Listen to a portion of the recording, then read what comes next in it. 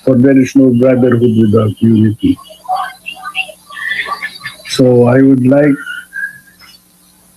all of you to extend your hands of friendship for unity.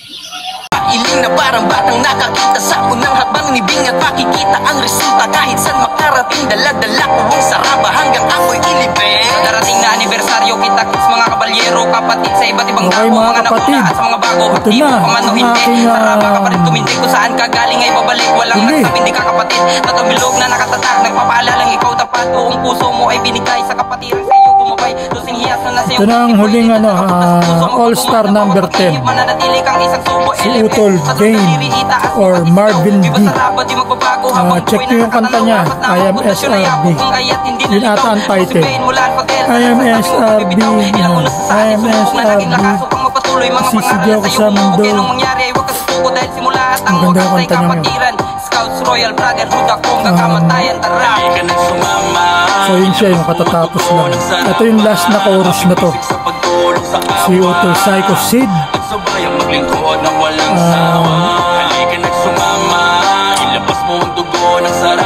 Parang ano no, isang napakalaking achievement sa akin yun matapos ko to. 10 sila. 10 miyembro ng Kapatirang Saraba SRB. May mga skill sa pagrarap, sa pagsulat, sa pagbuga ng mga rhymes, ng mga salita. Nakaka-proud sila.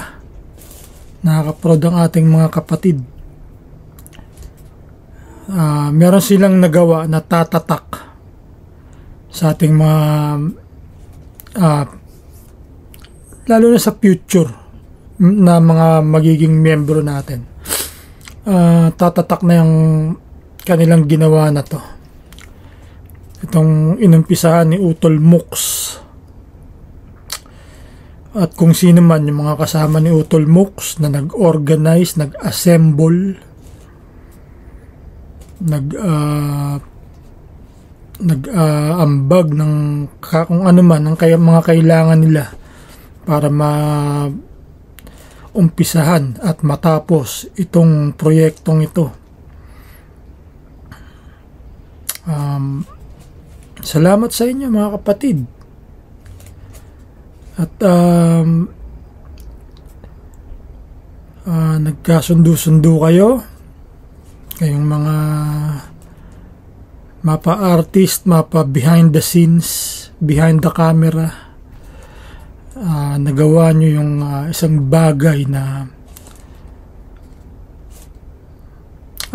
mga ilang taon na rin hinihiling ng ating kapatiran, mga panawagan. Yun ay ang unity. Hindi natin na-unite ang buong SRB, pero isang ano siya, isang halimbawa ba? It's some type of unity through music.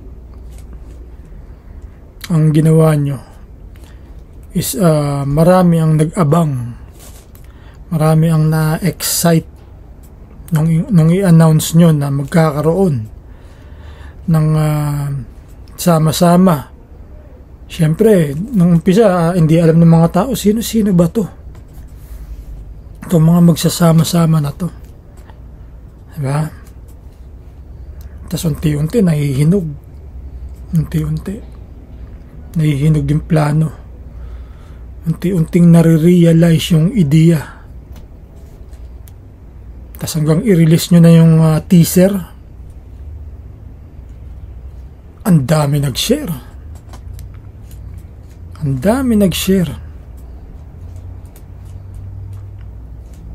Hanggang sa lumabas na September 21. Tama ba ako? Nung i-release yung kabuuan ng kanta.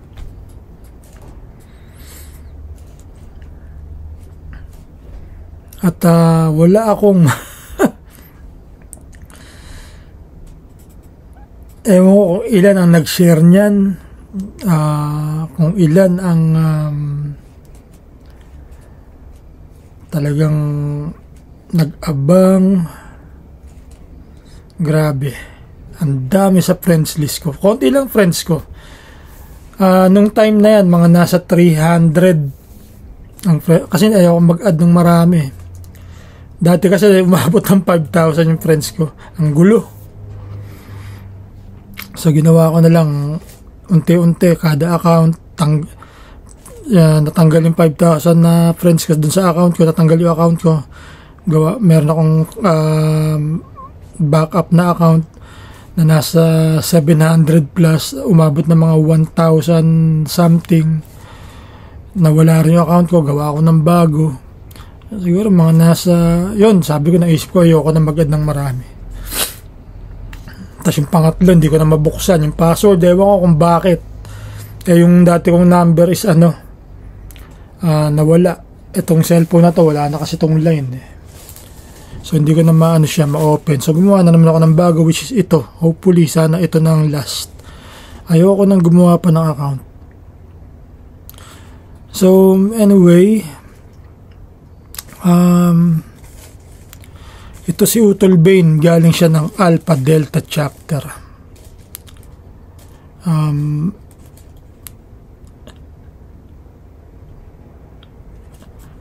Nag-message ako sa kanya, kapatid, hingin ko yung lyrics mo, pag di ka busy, gagawin ko na yung kay Utol Cypher. Salamat Brad, yun lang, maiksi lang. Magandang gabi po Brad, sige, wait lang, ikakapi ko lang. So 8 minutes lang siya inabot. Nandun na yung pinakamabilis si Play, 1 minute. Pagka message ko kay Play, 1 minuto lang, pak, sent na yung tapos nag-usap kami ni mahaba usapan namin, kwentuhan kami ni Utol Bane. Siguro hindi ko na sabihin, personal information to.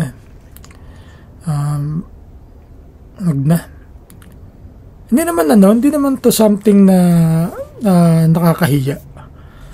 It's just something na siguro mas mabuti na i-private natin, na kahit tayo magkakapatid is we have to respect privacy. Kaya nga ito private message, di ba? So wag na.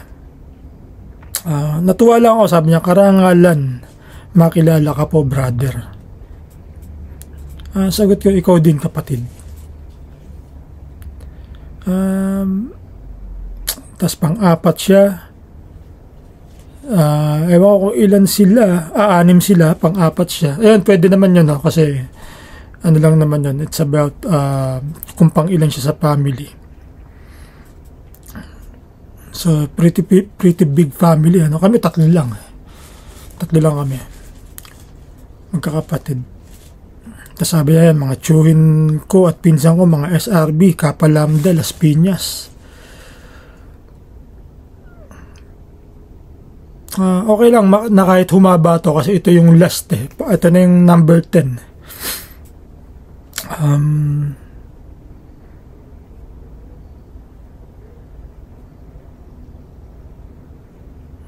Pinapayuhan ko siya about something, pero tapos yun nga, nabanggit niya probinsyano siya. Sabi niya, Cagayan Valley brother, Ilocano. Hindi pa ako nakakapunta dyan, pero Ilocos Norte narating ko nung nakaraang uwi ko, nung umuwi ako ng October 21. Nandiyan na ako. Tapos November 10, doon ako nag-birthday sa Ilocos.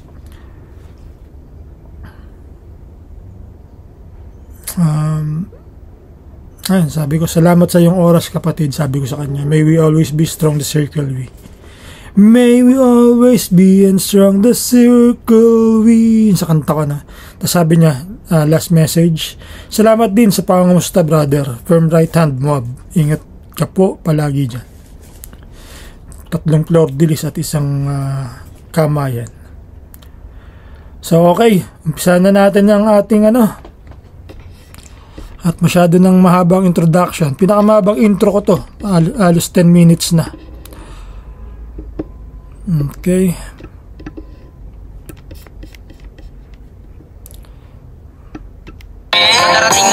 anibersaryo kita kits mga kabalyero, kapatid sa iba't ibang dako, mga nauna at sa mga bago. Magagawin, aapatin natin yung ano, yung man o hindi, saraba ka pa rin tumindig, kung saan ka galing ay babalik, walang nagsabing di ka kapatid. Oh shit, lumampas pala ako. Ulit. Ako mga nauna at sa mga bago, aktibo ka man o hindi. Ayan, so lumampas na naman ako. Sabi niya, ano, yung pauna niyang, ano, sa darating na anibersaryo, kita-kits mga kabalyero, kapatid sa iba't ibang dako, mga nauna at sa mga bago. So, yun, paparating na kasi anibersaryo nung gawin nila tong kanta. Na-release nga nung the day before ng ano, ng ating anniversary. So, sinasabihan niya yung mga kapatid, kita-kits, saan ba tayo magkikita-kits? Sa Baste, di ba? Yun ang ating meeting place tuwing 22nd ng Setyembre. Kapatid sa iba't ibang dako, mga nauna at sa mga bago. So yun, lahat kasi, kahit anong edad, may mamimit kang batch 75, may mamimit kang batch 76, 77, 80s, 90s, 2000s, 2010s, at yung mga bago na from 2020 to 23. So lahat na yon. Kaya sinabi niya mga nauna at sa mga bago. So sa iba't ibang dako kasi may pumupunta dyan. Mga taga Bulacan, taga Rizal, Cavite, Quezon. Yan yung mga malalapit sa atin na probinsya. Tas meron dyan, meron din dyan mga Bisaya, taga Visayas, taga Mindanao na nakatira na sa Maynila. At maaaring meron din mga taga Nueva Ecija dyan, taga Ilocos, na sa Maynila nakatira. So, very well represented ang buong Pilipinas dyan. Tas aktibo ka man o hindi, saraba ka pa rin tumindig. Kung saan ka galing ay babalik, walang nagsabing di ka kapatid. So, yun nga, yung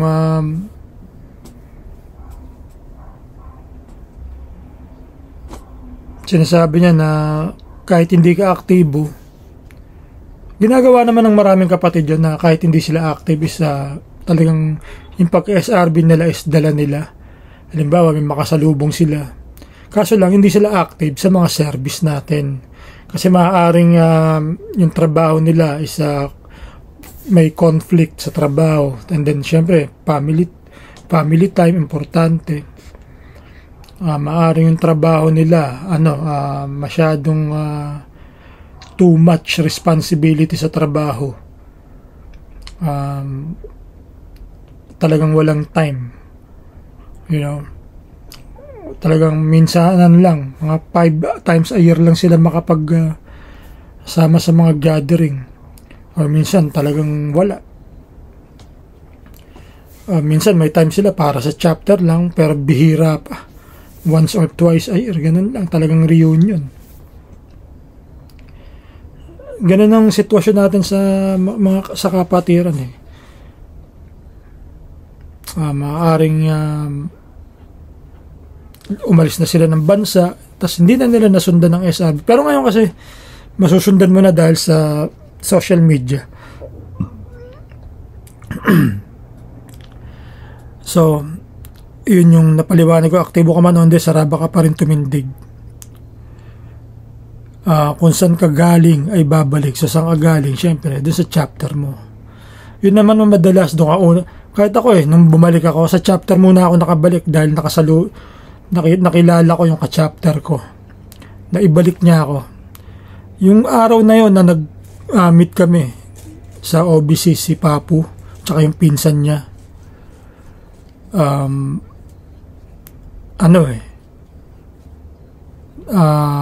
chapter 6, may dala silang pagkain, maka-fractured silang dalawa.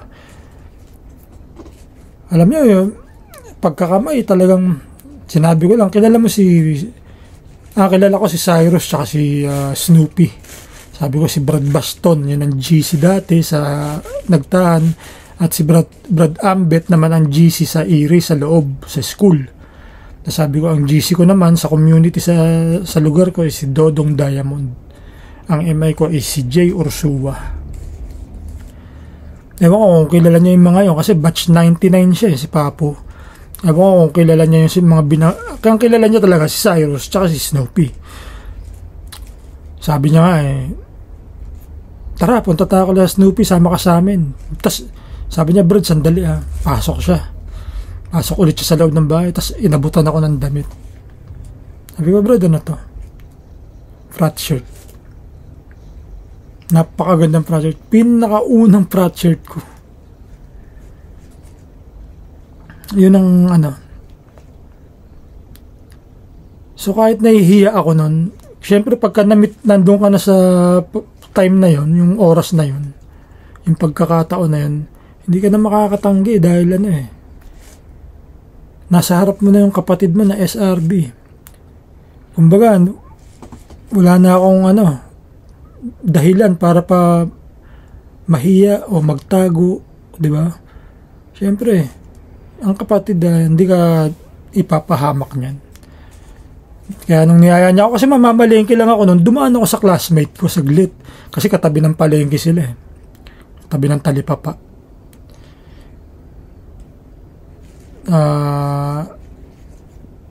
Sa Facebook lang ako active nun.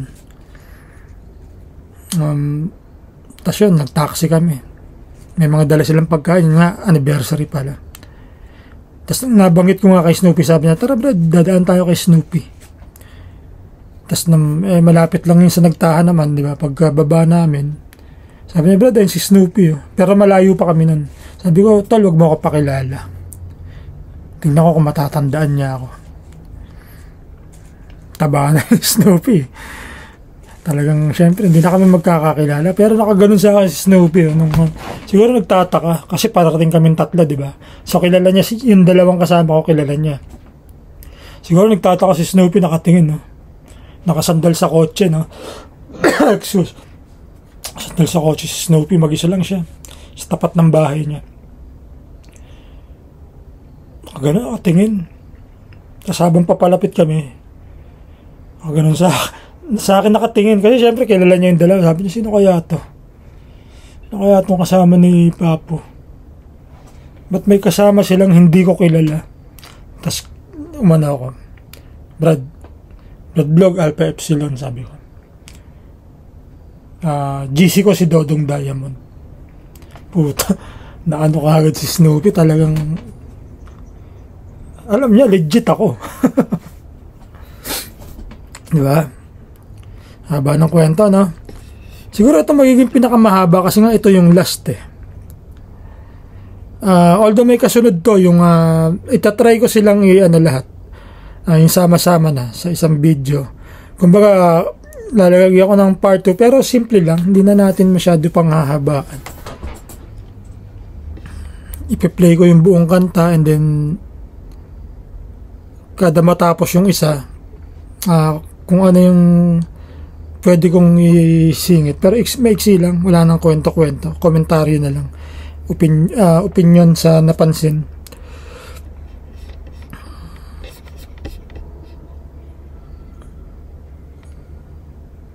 So walang nagsabing di ka kapatid, so salamat utol.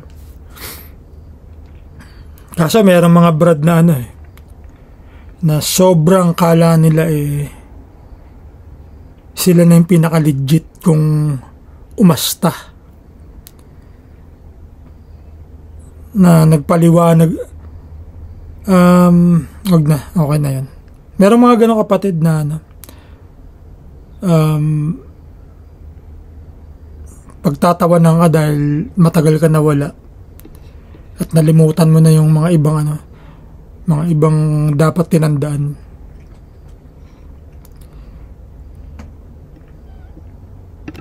Baka pa rin tumindig kung saan ka galing ay babalik. Walang nagsabing di ka kapatid. Tatamilog na nakatatag, nagpapaalalang ikaw tapat. Buong puso mo ay binigay sa kapatiran sa iyo gumabay. Okay, so 3 bilog na nakatatak, nagpapaalalang ikaw ay tapat. So yun yung kasi pag may ritual na paso, yung sondo na tinatawag, forever yun ibig sabihin. Pag meron ka nun, forever ka talaga. Kasi hindi mo na maitatago yun unless naka may sleeve. Pero ang mga SRB, pag may ganyan, mga nakasando, lalo sa e-wrist, puta, talagang lalaki.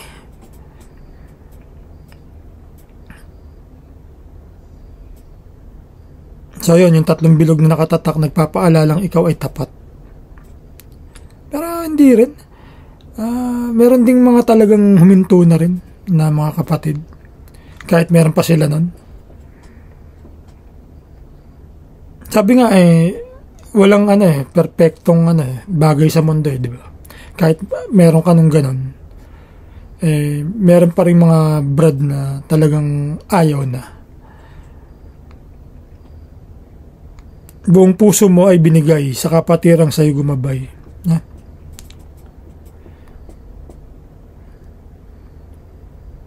Siyempre, pagka bagong pasok ka, yan, talagang yung buong puso yan. Saka sobrang init, napakasarap. Pagka maraming sitwasyon, maraming dahilan kung bakit, bakit ang tao ay tumitigil, umaayaw. Pero although ayaw na nila, syempre, anytime na gustuhin nilang bumalik is lagi naman bukas ang ating pinto. Ang pintuan ng ating kapatiran. Dahil ang kapatiran natin wala nagmamayari niyan. Unless lumipat ka na ng fraternity na nakaibayo ng ating mga lecture. Alam niyo ibig sabihin, di ba? Pag nag-apo ka, hindi ka ibayo yun dahil doon tayo nang galing. Parang iniluwal ka ng apo and then jumoin ka doon sa mga pinanggalingan natin. So yun is allowed yun. Pero dati merong pag nag-apo ka bawal ka na rin mag-frat-shirt. Nabasa ko sa bylaws yun. Dating bylaws 2000, ano ba ng bylaws yun, 2005 na bylaws. Nabasa ko yun. Bawal sila pagsuotin, bawal sila bentahan, hindi sila kakamayan. Mga SRB apo, di lalo na yung apo lang, di ba? Yung mga hindi galing sa SRB, lalo silang maghihigpit doon. Kung yung mga SRB nga na nag-apo hinigpitan nila, di ba?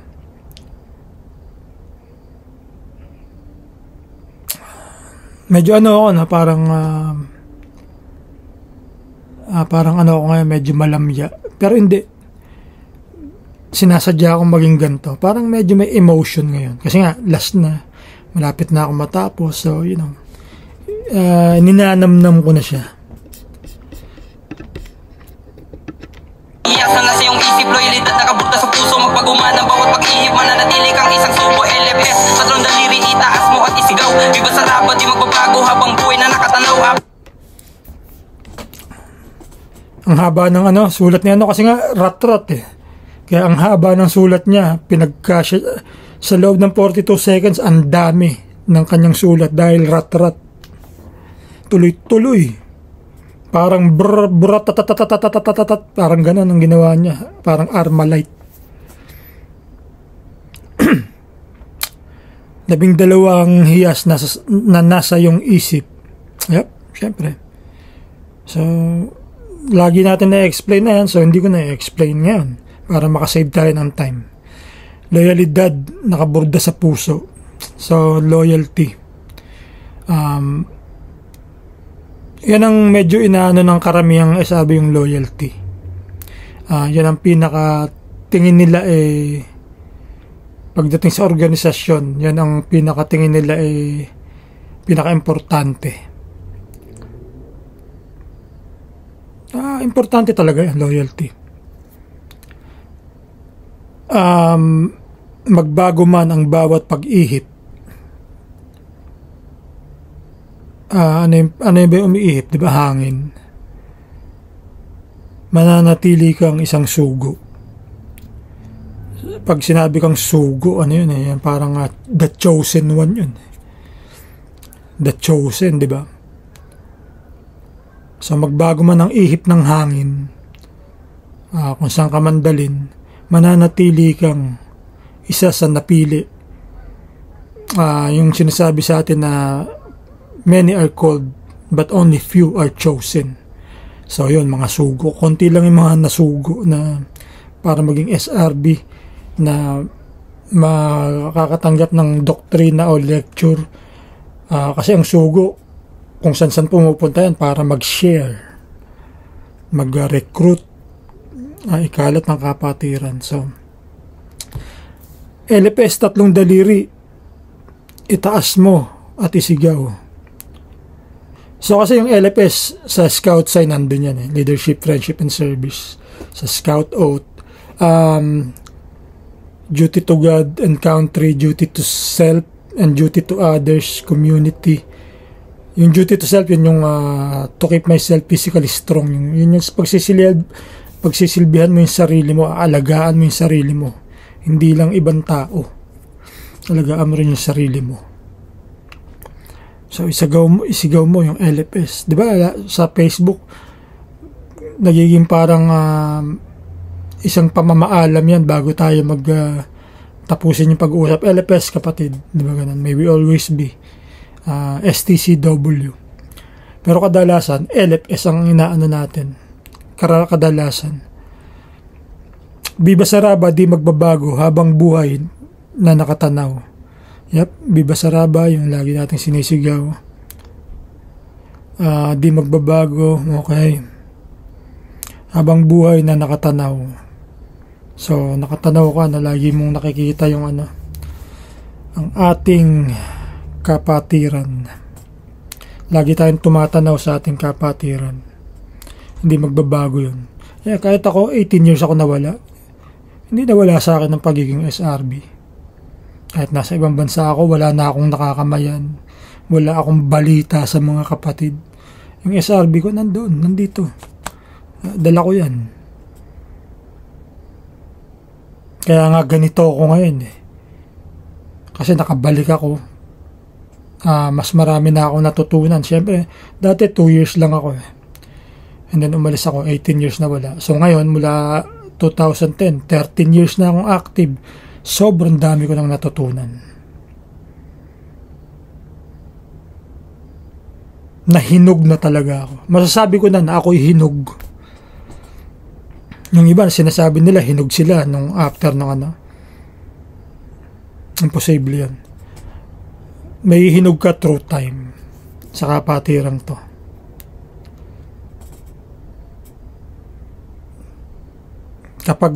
Kapag yung mga itinuro sa iyo ay naisasagawa mo na, naisasabuhay mo na, naipapractice mo na. Kasi parang sa school yan di ba? Nile-lecturean tayo, tinuturuan tayo, parang dinodoktrinahan tayo sa mga subjects. Halimbawa, nag-college ka. Ang kurso mo ay engineering. Kahit sabihin mong gumraduate ka, hindi ka pa engineer.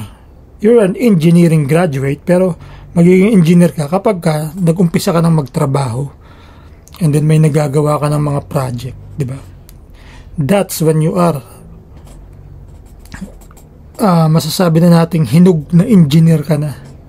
Pero yung nakapasa ka pa lang sa mga board or ano pa ba yung isang exam? Bar exam, mga ganun. Kahit sabi mo nakapasa ka ron, pero hindi ka naman nagpa-practice, wala sa yung kumukuwang para sa trabaho ngayon, wala man lang sa'yo nag-hire. Paano ka mahihinog, di ba?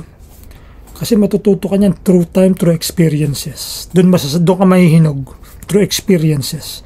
4 na amang pundasyon. So yun, natatalakay na natin yan, di ba?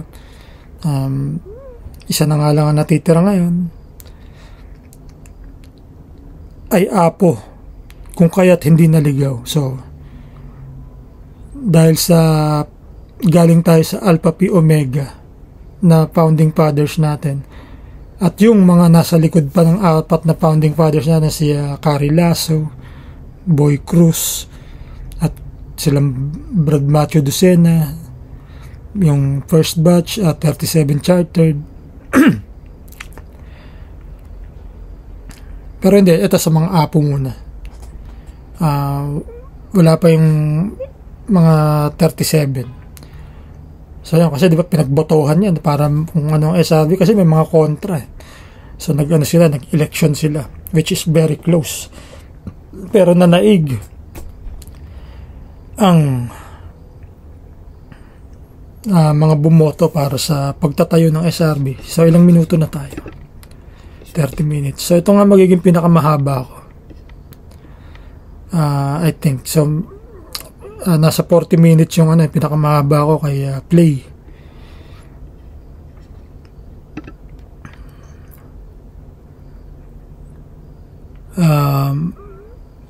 Kaya hindi tayo pwedeng maligaw dahil yung pinanggalingan natin is very organized.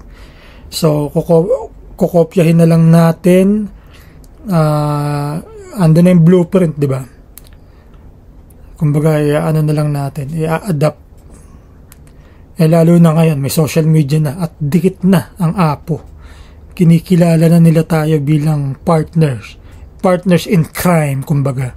No, partners in service, partners in LFS. Yan na tayo ngayon sa apo. Although meron pa ding mga apong syempre mga walang alam, hindi nila alam or ayaw nilang tanggapin. It's all good in the hood. Ano na kaming mga SRB is ano na rin kami, kumbaga legit na rin kami, kumbaga sa business. Meron na rin kaming pundasyon bilang SRB. So kumbaga kaya na naming tumayo. Ngayon napakatibay na ng bahay namin. Kahit bagyuhin na kami ngayon, may masira man, kaya na naming kumpunihin ang aming tahanan. Bagyuhin man kami, lindulin man kami, bahain man kami, kaya na naming ayusin ang aming sariling bahay. Pero always kami nagpapasalamat sa aming pundasyon na Alpha Pi Omega, sa aming mga founders, sa Alpha Delta na aming mother chapter. Ako si Vane mula Alpha Delta. So yun, pinakilala niya yung sarili niya. Alpha Delta siya ng Lungga kay Brad TikTok, na Alpha Delta naman si Brad TikTok ng Baste, na nagsasabing huwag kang bibitaw. So yeah, stick to the fight when you're hardest hit. It's when things go wrong that you mustn't quit. Tula yun, tula. Nasa lecture natin yun, yung tula na yun. Pero mahaba yung tula na yun, pero sa atin ginawang ibinuod natin yun eh. Yung tugtog. Ang pundasyon ay apo kung ayat hindi naligaw. Ako si Vane mula Alpha Delta, nagsasabing huwag kang bibitaw. Ilang unos sa atin sumubok na naging lakas. Huwag kang magpatuloy, mga pangaral na sa'yo humubog. Kaya nung mangyari ay huwag kang susuko dahil ilang unos na sa atin. Oh shit, hindi ko pa nababasa, na ano ko na kaagad, di ba? Ilang unos na sa atin sumubok. Yun nga, di ba sinasabi ko, yung bahay natin is matibay na, di ba? Kasi nga ang kapatiran natin is okay, may nag-umpisa, tas nag-recruit sila. Nung sila nawala, dahil nga nagre-recruit sila tuloy-tuloy, yun naman ang nagtutuloy. May kumbaga laging may kapalit. May nawawala, pero may mga nag-i-stay na hindi nawala, pero ilan lang yun. Hindi, mas karamihan sa atin nawawala. Syempre, ang buhay ng tao is there are stages of life sa atin. Sa mga high school, nag-college, kailangan mo mag-aral, tapusin yung kurso. After that, kailangan magtrabaho. Pag may trabaho ka na, syempre, ang hirap mag-active na nun sa yung time mo para sa kapatiran is kumukonti. So yun, ilang unos na sa atin sumubok. That's yung natin, yung past. Ngayon, may susubok pa rin sa ating unos, pero ngayon, we are strong. Lahat tayo, kumbaga, professional na, meron na sa ating masira man yung bahay, may alam sa carpentry, masira man yung tubo ng bahay, meron tayong plumber, masira man yung buong bahay, meron na sa ating mga arkitekto at inhenyero at mga karpintero na kayang itayo muli ang ating bahay na naging lakas upang magpatuloy. So syempre, through tests, kagaya nga ng oak, di ba? It stands the test of time. Ang puno ng oak is tumatanda ng napakatagal, tumatayo ng napakatagal. So ilan mang unos, bagyo, lindol o anuman, init ng araw, sobrang init, it stands dahil ang oak is a really strong tree, malaking puno with small beginning. Napakaliit ng buto kumpara sa ibang buto, pero kapag yung buto na yon nag-umpisa, nag-sprout,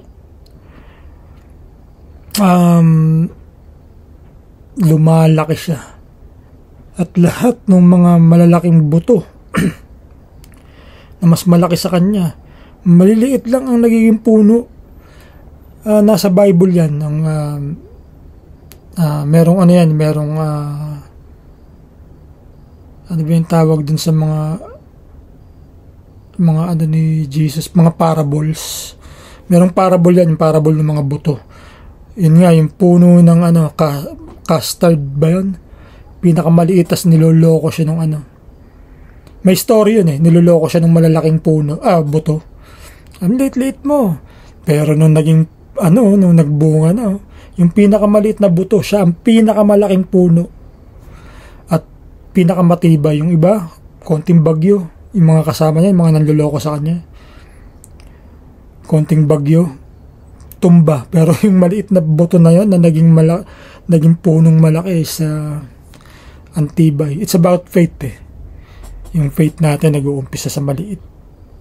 Pero kapag ating ni-nourish ang ating faith is nagiging matibay, walang makakademonyo sa'yo. Kahit si Satanas matatakot sa'yo. Tandaan natin yan. Kahit ang demonyo matatakot sa'yo, ang mga evil spirit, pag ang faith mo is napakalakas, ang pananalig mo sa Diyos, kapag Diyos ang kumampi sa'yo, walang makakagalaw sa'yo.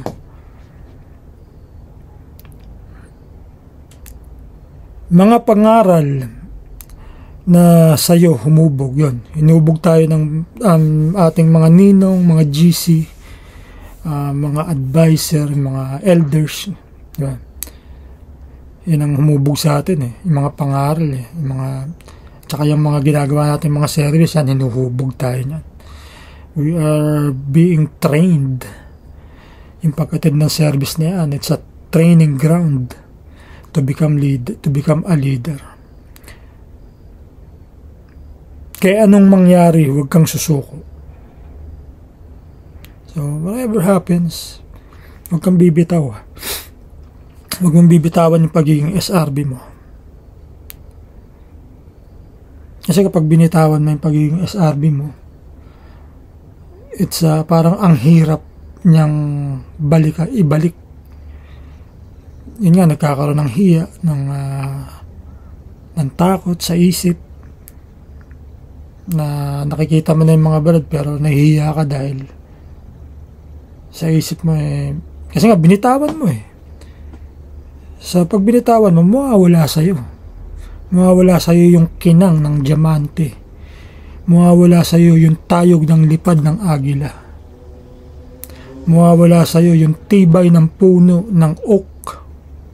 Kasi binitawan mo, bumitaw ka, yung pag-grow ng puno is hindi siya nag-grow ng malaki, ng matibay. Kasi nga, bumitaw ka Kaya wag tayong bibitaw. Bumitaw man tayo, bumalik tayo, huwag tayo mahiya dahil aakapin ka namin. Aakapin natin lahat ng kapatid, anuman ang nangyari sa kanila is we have to have understanding always, mga kapatid.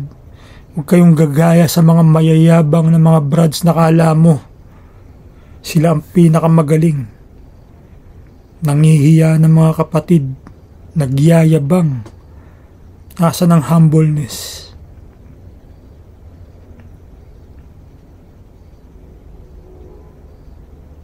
So yung mga mayayabang na yun, hindi sila gano'ng makapagpakita kasi ang yabang eh.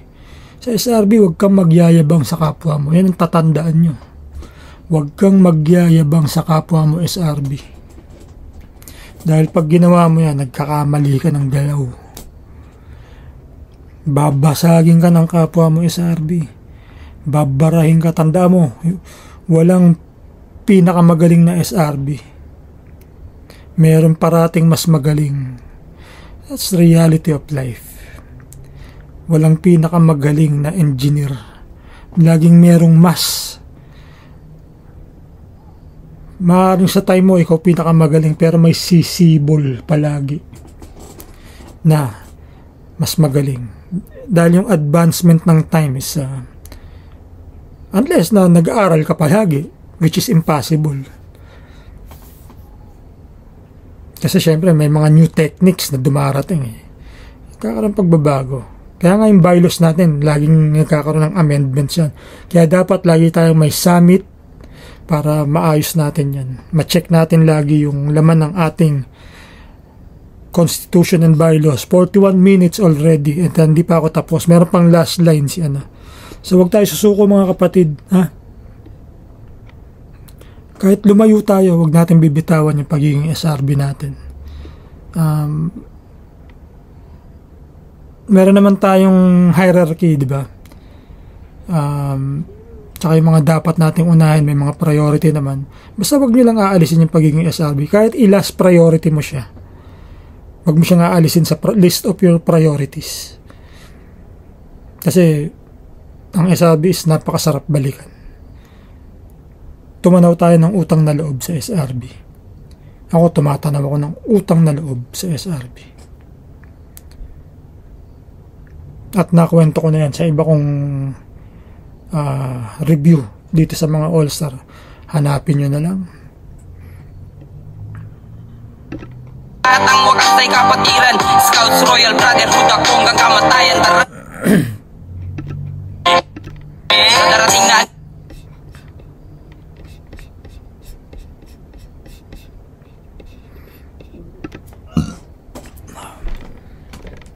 tubig muna. 40 minutes na ako nagsasalita. Okay, so ito yung last niya. Dahil simula at ang wakas ay kapatiran. It's not in the lecture, ano. Pero meron tayong lecture na SRB Forever. We are SRB Forever. Meron ba tayong lecture na simula at ang wakas ay kapatiran? Parang napanood ko yan sa movie nila Mark Hill. Pero i-correct nyo ako kung meron tayo sa Tiklar. Kasi nga, you know, old na ako. Tsaka yung isip ko is makakalimutin na rin. So, yun nyo ako. I-correct nyo ako mga kapatid. Or Broadbane. Correct mo ako kung meron. Pero tanda ko yan sa movie na Alpha Kappa Omega 1982.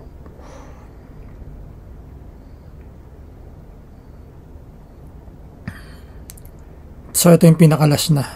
Scouts Royal Brotherhood ako hanggang kamatayan. So yun nga, sabi forever. Tara, sabi niya. May tara. Niyayaya niya. Tara, tol. Let's go to San Sebastian. Kagaya sa kanta ko, no? At araw na naman ng ating kapatiran, tayong lahat ay lumabas tumungo sa San Sebastian. Yun yung lyrics ko sa kanta.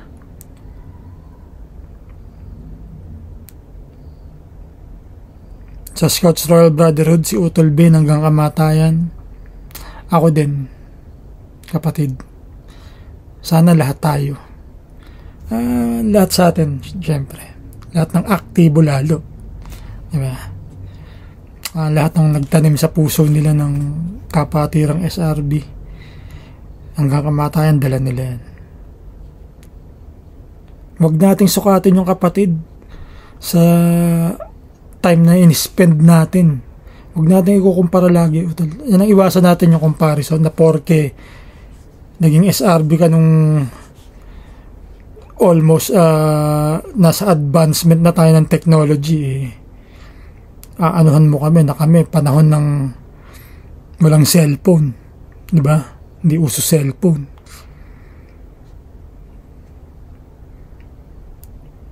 Ang means of communication namin is through visiting. Mensahero talaga. Hindi yung text. Hindi yung chat. Visiting, sasadya ka sa ibang lugar para magdala ng mensahe. Para humingi ng saklolo, kailangan mong puntahan yung kung saan may chapter, maghahanap ka, maglalakas loob ka. Kilala niyo po ba si Brad Blue? Meron ganun nangyari sa PCU. Hinahanap ako sa lugar ko. Pinuntahan talaga ako. Sa lugar ko, hinahanap ako. Dahil may gulo sa PCU. Kailangan nila ng reinforcement. Kasi subok nila ako eh. Lumapit sila sa akin para sa tulong. Nagdala ako. So pumunta ako. Dala ko ng mga brad. Tanda kaming makipaglaban para sa kapatiran, para sa kapatid, para dun sa chapter na yun, kahit hindi namin chapter yun. Kapatid ay kapatid. Let's go, let's fight together. Subok nila ako sa PCU. Kahit hindi ako ganang welcome sa iba. Subok ako ng mga nakakakilala sa akin dyan, lalo na si Christian Aclaro. Tangina, mahal na mahal ko yan. Christian JY ang pangalan niya sa Facebook. Mahal na mahal ko yung brad na yan. Sa Gamma Iota, yan ang talagang dikit ng bituka ko. Kaya nung magkita kami niyan, puta, binibigyan ako ng pera niyan. Tinatanggap ko. Wala akong pera eh. Ang tagal kong nasa Pilipinas, hirap ang buhay ko. Although may natatanggap akong allowance, kapos. Yung si Christian, umasenso siya. May negosyo siya. Mabait na tao. Puta. Ang galing makisama. Pupunta sa bahay yan, may kasama siya. Hindi mga brad, kundi mga taong pinakisamahan niya at pinapakisamahan siya. Parang bossing siya. Biro mo, visiting siya sa bahay ko. Ako ang pinapainom niya. Inuutusan niya yung kasama niya. Mahal na mahal ko yan, si Christian Aclaro. Para akong lasing, no? Pero hindi ako lasing, mga kapatid. Bagong gising ako, tumawag sa akin si Brad Franz Esteban, bagong gising ako. Sabi niya, Brad, matulog ka? Hindi, tol, gising na ako, nakapikit lang ako. Tapos narinig ko yung phone, tumatawag. Tapos pagtingin ko, ikaw, sinagot ko. Kung ako naantok talaga, hindi ko sasagutin yun. Si Brad Franz, yan, malapit sa akin yan.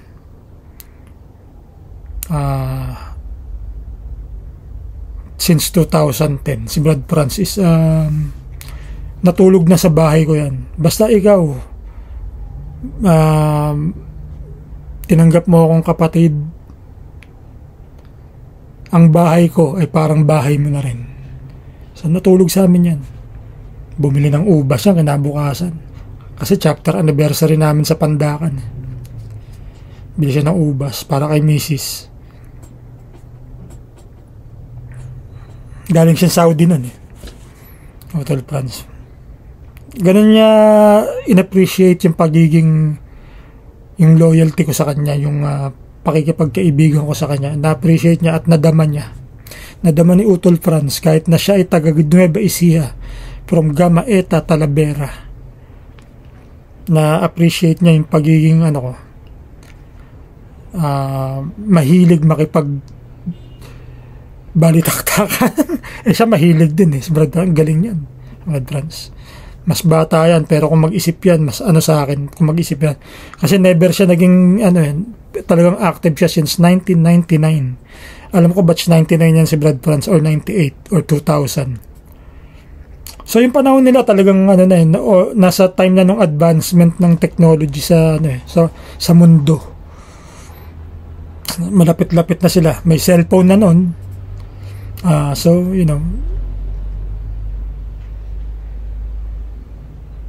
tagal, 50 minutes. So, shit. So, tapusin ko na. At, Utol Bane. Napakaganda ng yung sulat. Lahat kayo. Ang gaganda ng mga sulat nyo. May kanya-kanya kayong estilo at pamamaraan para magdala ng mensahe sa kapatiran. At, nagawa nyo ng tama. Higit pa. Nahigitan niya siguro yung expectation ni Utol Mux at ang expectation ng mga kapatid na nag-abang para sa inyong sama-samang alay ng awit para sa SRB. So maraming salamat. Shoutout sa Alpha Delta, kay Utol Element 1, ang kapatid kong makulit. Lagi ko siya sinasabihan na makulit, And si Element 1, hindi naman siguro ganun ako katanda sa kanya. Siguro tingin ko si Utol Element 1, kung nagra-rap na siya ng mga early 2000s, sa tingin ko is maaaring pinanganak siya ng 80s. Okay mga kapatid, paalam.